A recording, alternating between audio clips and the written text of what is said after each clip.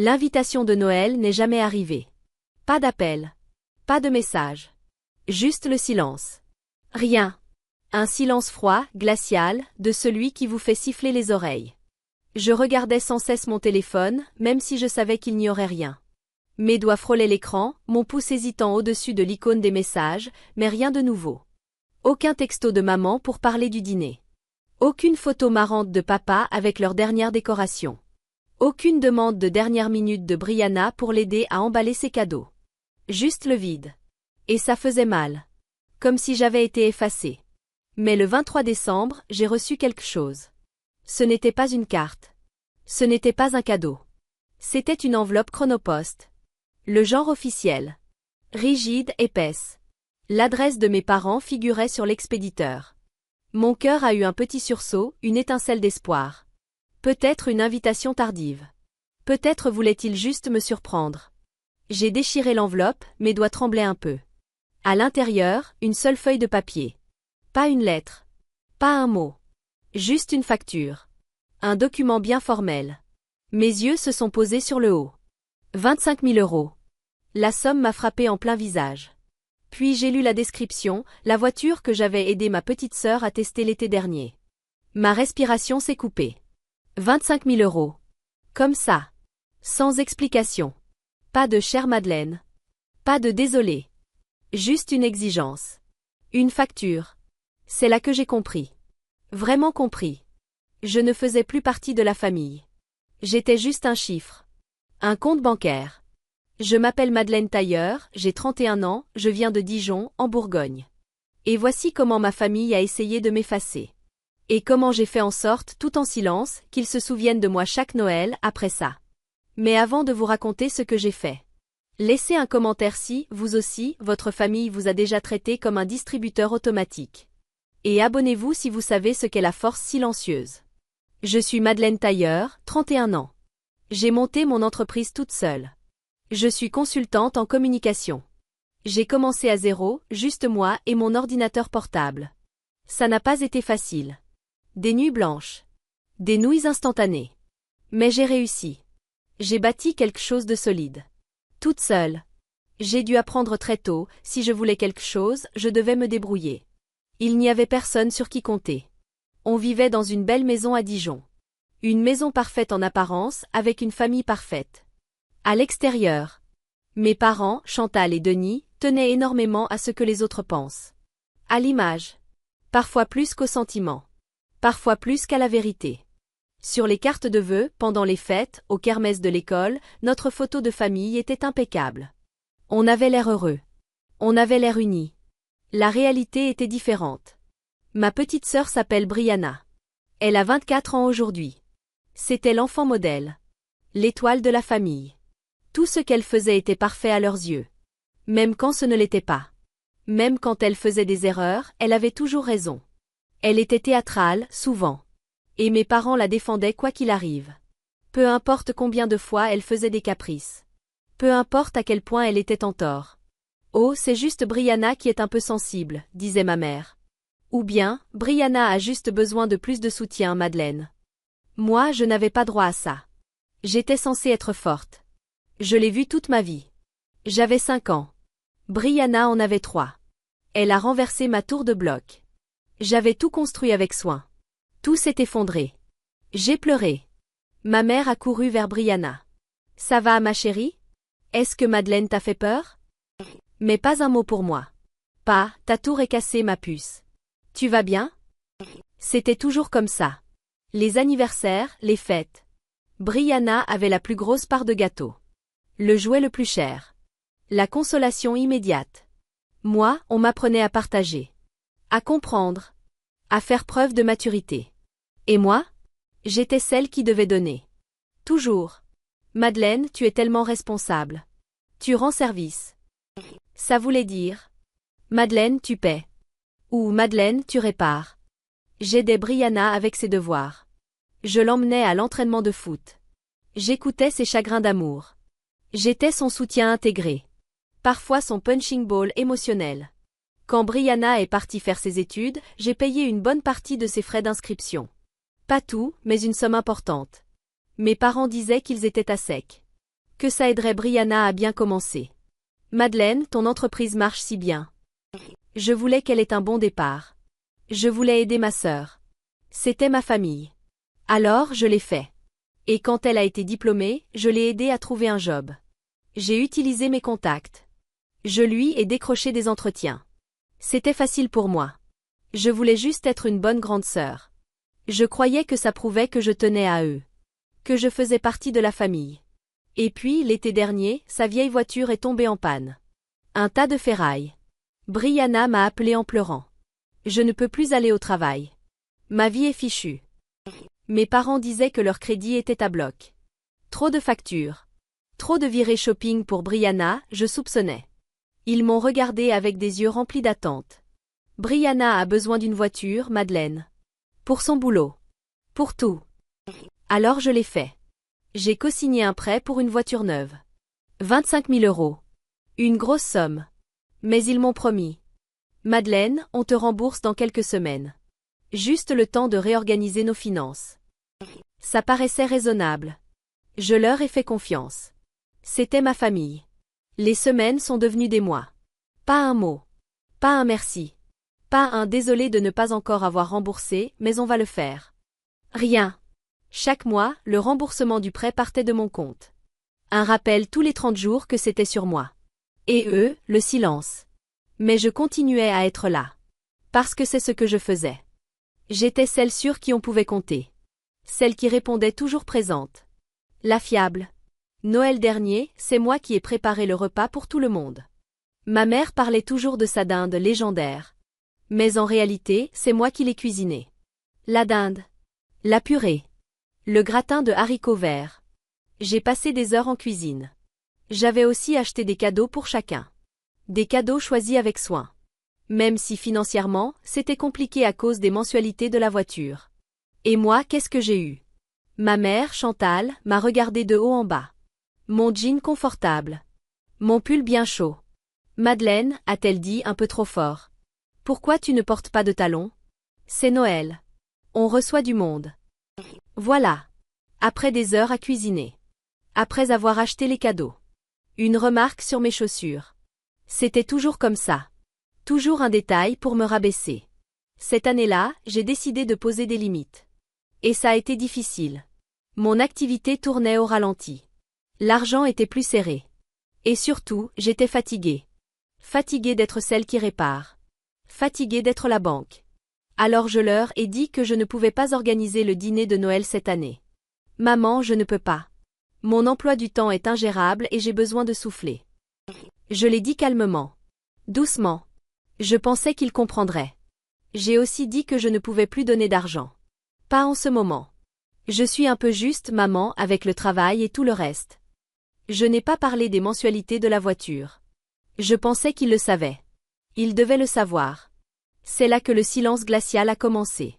Ce n'était pas une dispute. Pas de cris. Pas d'arguments. C'était pire. Il n'y avait rien. Le vide. Ils ont simplement cessé de me parler. Mes appels restaient sans réponse. Mes messages n'étaient jamais ouverts. C'était comme si j'avais disparu. Décembre est arrivé. L'air est devenu plus froid. Mon téléphone, plus silencieux. Aucun message. Aucun appel. Aucune invitation pour Noël. À chaque fois que je regardais mon téléphone, mon ventre se nouait. J'avais l'impression d'attendre une mauvaise nouvelle. Ou pire encore, aucune nouvelle du tout. Je vérifiais quand même. Au cas où. Comme si j'avais raté quelque chose. Mais non. Chaque jour qui passait, l'angoisse grandissait. Noël approchait. Et moi, j'étais dehors, à regarder à travers la vitre. Pendant ce temps, Brianna, elle, était très occupée. Son compte Instagram débordait d'images. Décoration de Noël. Guirlandes lumineuses. Un immense sapin couvert de cadeaux. Des couronnes parfaites sur la porte. On aurait dit un magazine. Et les légendes? Elles me piquaient comme de petites aiguilles. Tellement reconnaissante pour ma famille incroyable ce Noël. Et puis celle qui m'a achevée. Trop hâte d'être avec les vrais cette année. De cœur. Les vrais.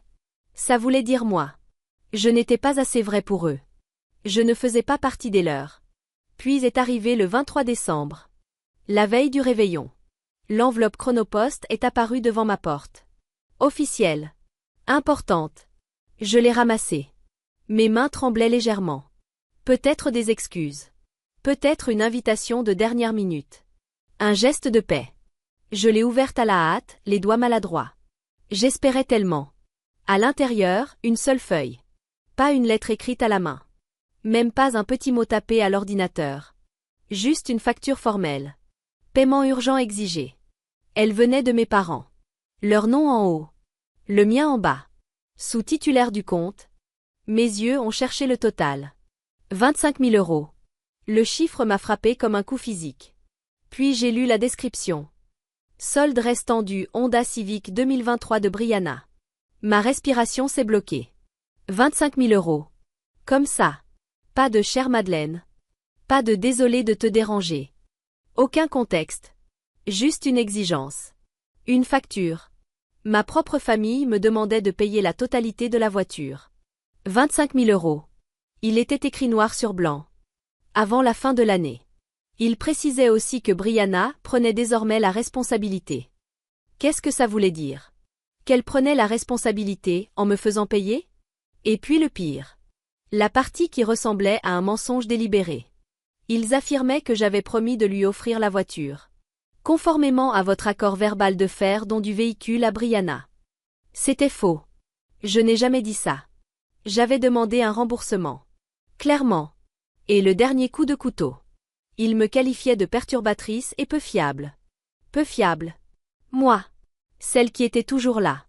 Qui payait toujours. Qui aidait toujours. J'étais sous le choc. Vraiment. Ma tête tournait. Ma propre famille. Il m'avait exclu de Noël. Pas d'invitation. Pas de dîner. Pas d'explication. Et ensuite, il m'envoyait une facture à 5 chiffres. Comme si j'étais une étrangère. Une débitrice. Quelqu'un qui leur devait tout. Mon nom n'apparaissait nulle part. Ni dans la discussion familiale.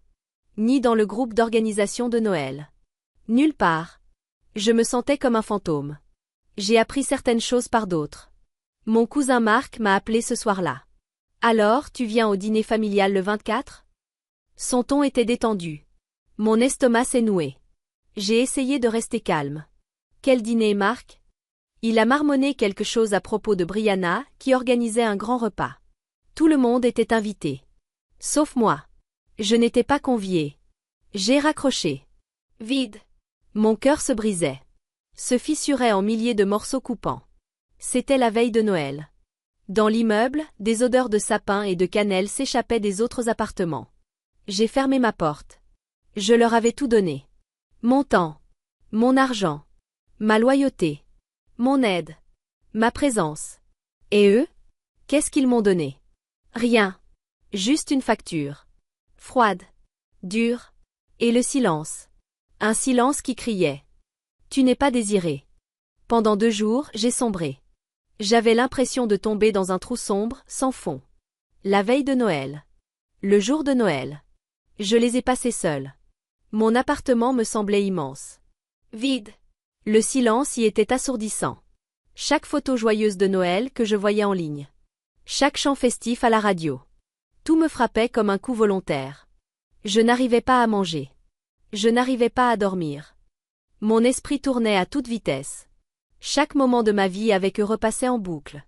Chaque fois où j'avais été ignorée. Chaque fois où Brianna avait été félicitée. Chaque fois où j'avais dit oui, quand j'aurais dû dire non. Ma poitrine était serrée, comme si un poids énorme m'écrasait. Mes yeux me brûlaient, mais je refusais de pleurer. Pas encore. J'ai rouvert les documents du prêt pour la voiture de Brianna. Je les avais sauvegardés sur mon ordinateur, en version scannée. J'ai retrouvé les originaux, rangés dans mon classeur. Mes mains tremblaient en les sortant. Je les ai réimprimés, juste pour voir, noir sur blanc. Mon nom était là. Claire. Grand. Madeleine Tailleur, co-emprunteuse principale. En dessous, celui de Brianna, en second. Ça voulait dire que j'étais légalement responsable des 25 000 euros du prêt. Et si Brianna arrêtait de payer? S'il décidait de tout laisser tomber? Ce serait mon crédit ruiné. Mon indépendance. Tout ce que j'avais construit. J'ai rouvert ses réseaux sociaux. Elle postait sans arrêt. Selfies, mises à jour. Elle roulait partout avec ma voiture. Sa nouvelle voiture. Elle l'exhibait. se géolocalisait dans des centres commerciaux de luxe. Des sacs débordant de la banquette arrière. Elle riait. Elle souriait. Elle vivait sa meilleure vie. Pendant que moi, je tenais une facture entre les mains. Pour sa voiture. Une voiture encore légalement à mon nom. Ma responsabilité. L'injustice me brûlait le ventre. J'ai hésité à payer. Juste pour que ça s'arrête. Pour tourner la page. Peut-être même pour qu'ils me reprennent. Qu'ils se souviennent que j'existais. Que je tenais encore à eux. Que j'étais toujours prête. Mais alors, je suis retombée sur cette phrase. Perturbatrice et peu fiable. Elle résonnait en boucle dans ma tête. Moi? Peu fiable? Moi qui ai toujours été là. Toujours payé. Toujours aidé. J'ai regardé à nouveau le contrat. Co-emprunteuse principale. Pas secondaire. Pas garante. Principale. Ça voulait dire que j'avais des droits. Un pouvoir légal sur ce véhicule. Ce n'était pas juste la voiture de Brianna. Elle était toujours liée à mon nom, à mon crédit, à mon avenir. Et eux? Ils m'avaient traité comme un distributeur. Ils avaient menti, disant que j'avais promis ce cadeau. Ils m'avaient envoyé une facture. Après m'avoir rayé de leur vie. Quelque chose s'est déclenché en moi. Pas une explosion. Un simple clic. Un basculement silencieux. J'en avais assez. Assez d'être la victime. Assez d'être invisible. Assez d'être leur guichet automatique. Le 26 décembre. Le lendemain de Noël. Le jour où ils pensaient que j'allais simplement payer. Je ne l'ai pas fait. Je me suis douchée. Habillée soigneusement. Pas en pyjama. Pas en jogging. Non. Une chemise blanche bien repassée. Un pantalon foncé. Mon esprit était clair. Focalisé. J'ai conduit jusqu'à la concession auto. Celle où Brianna avait acheté la voiture. Celle où je l'avais accompagnée. Où je l'avais attendue pendant qu'elle choisissait la couleur et les options. Où je l'avais aidée à négocier le prix. J'avais tous les papiers avec moi. Chaque document rangé dans une pochette. Mes mains ne tremblaient plus. Je suis entrée. La concession était calme. L'ambiance post-Noël. J'ai demandé à voir quelqu'un du service financier. Un homme est venu. Monsieur Henderson. Je me suis assise à son bureau. Ma voix était posée. Calme. Professionnelle. Mon nom figure sur ce prêt, ai-je dit en lui glissant les documents. En tant que co-emprunteuse principale, je n'ai pas été remboursée comme convenu. Il y a rupture d'accord. La veille, j'avais contacté un avocat. Un ami d'un ami. Il m'avait conseillé rapidement. Tu as des droits, Madeleine. Tu peux lancer une procédure de récupération. Il m'avait même préparé une lettre officielle. Je l'ai remise à Monsieur Henderson. Il a lu. Ses sourcils se sont levés. Il m'a regardé, puis les papiers. Vous dites que votre sœur ne paie pas? Et vous voulez récupérer le véhicule? A-t-il demandé. J'ai hoché la tête. Légèrement. Je dis que l'accord de remboursement n'a pas été respecté. Et que mon nom est sur le prêt. Je souhaite engager la procédure de reprise du véhicule. C'était étrange à dire. Comme si je racontais la vie de quelqu'un d'autre. Un autre combat. Mais non. C'était le mien. Monsieur Henderson a passé des appels. Beaucoup. À la société de crédit. À leur service juridique. Je suis restée là. Silencieuse. Patiente. Mon téléphone a vibré. Mon avocat voulait des nouvelles. Je l'ai mis au courant. Il m'a dit « Tiens bon ». Et j'ai ressenti une vague. Pas de colère. Mais de puissance. Pour une fois, c'est moi qui fixais les règles. C'est moi qui contrôlais. Avec l'aide de mon avocat, que j'ai rappelé pour une consultation rapide, et du financeur, les choses ont été plus rapides que prévu. Ils ont confirmé. J'étais bien co-emprunteuse principale. Ils ont constaté l'absence de remboursement. La procédure de reprise a été lancée. Le véhicule a été récupéré en moins de 48 heures. Directement dans l'allée de Brianna. Comme un fantôme dans la nuit. Ils sont venus. Et ils ont pris la voiture. Brianna a explosé. Sa vidéo sur TikTok est devenue virale. On m'a volé ma voiture. Hurlait-elle, en larmes, le visage rouge. Par ma propre sœur. Mon propre sang. Elle criait. Elle pleurait. Elle montrait l'allée vide. Les commentaires ont afflué. Des milliers. Certains la défendaient. C'est cruel. D'autres étaient plus directs. Et si tu remboursais ta sœur, Brianna? C'est bien la voiture qu'elle a payée, non? Je l'ai regardé. Une seule fois. Juste une. Ses larmes ne m'ont rien fait. Son cinéma sonnait creux. Alors je l'ai bloqué. Je n'ai rien dit en ligne. Pas un mot. Pas de message pour me justifier. Aucune explication. Aucun drame. Je les ai tous bloqués. Mes parents. Brianna. Et tous les petits messagers de la famille élargie. Qui m'écrivaient soudain. Mais qu'est-ce qui se passe? J'ai supprimé leur numéro. J'ai rangé toute cette histoire dans un tiroir mental intitulé « Paix ». Et une forme de calme m'a envahi. Une force silencieuse comme je n'en avais pas ressenti depuis très longtemps. C'était comme si un poids immense s'était envolé de mes épaules. Puis j'ai ramené la voiture à la concession. Je leur ai demandé de la revendre. J'ai récupéré une bonne partie de l'argent. Pas tout. Mais assez pour couvrir mes premiers versements. Et un peu du stress aussi. Et avec une partie de cet argent, j'ai fait un don. Pas à eux. Pas à ma famille. À un centre d'accueil pour femmes, ici, en ville. Un endroit qui aide celles qu'on a laissées tomber à se relever. Qui leur offre un nouveau départ. Un endroit qui redonne du pouvoir. Je l'ai fait au nom de ma famille. Comme un clin d'œil silencieux, discret. Un geste de ce qu'ils auraient dû être. Et qu'ils n'ont jamais été. Ça me semblait juste. Comme si, pour une fois, je donnais. Mais à ma façon, selon mes propres termes. En janvier, les appels ont commencé. D'abord ma mère. Puis mon père. Puis les deux ensemble. Leur ton était dur. Furieux. Comment t'as pu nous faire ça, Madeleine? Ma mère hurlait. Tu nous as humiliés. Brianna est détruite. La voix de mon père, d'habitude si posée, était pleine de colère. Tu as gâché Noël. Tu as tout gâché. Ils m'ont accusé d'être mesquine. Égoïste. De les avoir trahis. Je les ai laissés parler. Je m'y étais préparée. Ma respiration était calme. Régulière. Je ne les ai pas interrompus. Et puis, leur ton a changé. Lentement. La colère s'est éteinte. Remplacée par de la panique.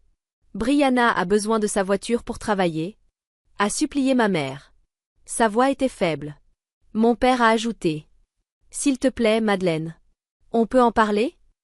Ils essayaient d'avoir l'air raisonnable. Triste. Ils tentaient de me culpabiliser. Alors j'ai répondu. Une seule fois. J'ai pris une grande inspiration. Ma voix était calme. Posée. Sûre. Pas de colère.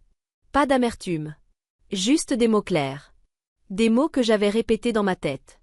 Des mots qui étaient devenus mon ancrage. Je ne suis pas votre solution de secours. Ma voix ne tremblait pas. Je ne suis pas votre banque. Je ne l'ai jamais été. Et je ne suis pas la méchante de l'histoire que vous avez écrite sans moi. Je me suis arrêtée. J'ai laissé ces mots flotter dans l'air. Les laisser faire leur chemin. J'ai entendu un souffle sec à l'autre bout du fil. C'est vous qui avez choisi Brianna. Vous avez fait ce choix. Vous avez décidé de m'exclure. Vous avez préféré m'envoyer une facture plutôt qu'une invitation. Vous avez menti sur ce que j'avais promis. Alors maintenant, envoyez-lui les factures. Pas à moi. À elle. Puis j'ai raccroché. Doucement. Sans les bloquer cette fois. Je n'en avais pas besoin. J'ai juste posé le téléphone. Et je me suis sentie libre. Vraiment libre. Ce n'était pas un cri de victoire. Pas un moment glorieux. C'était un calme immense. Une paix profonde. Un silence plein. Cet hiver-là, je suis partie seule. Direction les montagnes. Une cabane perdue dans les hauteurs, quelque part en Auvergne. De la neige. Du silence. Aucun jugement. Juste moi. Et le calme. Je me suis promenée dans les forêts enneigées. J'ai lu près du feu. J'ai bu du thé brûlant. Et j'ai trouvé une paix que je ne savais même pas possible. Un vrai Noël. Un Noël à moi. Un sentiment d'appartenance à moi-même. Avant de rentrer, j'ai acheté une carte. Simple. Sans images, sans paillettes. Juste blanche. J'ai écrit 3 mots à l'intérieur. Pas des mots de colère. Pas des mots tristes. Même pas des mots de reproche. Juste des mots honnêtes. Joyeux Noël. Je l'ai envoyé. Sans adresse d'expéditeur. Juste la leur. Et j'ai tout laissé partir. La douleur. L'attente. Les blessures. C'était fini. Et pour la première fois depuis longtemps. Je me suis sentie moi-même. Entière. Vraie. Et vous? Que feriez-vous si votre propre famille vous effaçait? puis vous envoyer une facture? Vous paieriez? Ou vous reprendriez ce qui vous appartient? Dites-le en commentaire. Et si cette histoire vous a touché, likez, abonnez-vous, et partagez-la avec quelqu'un qui sait ce que le vrai respect de soi peut coûter.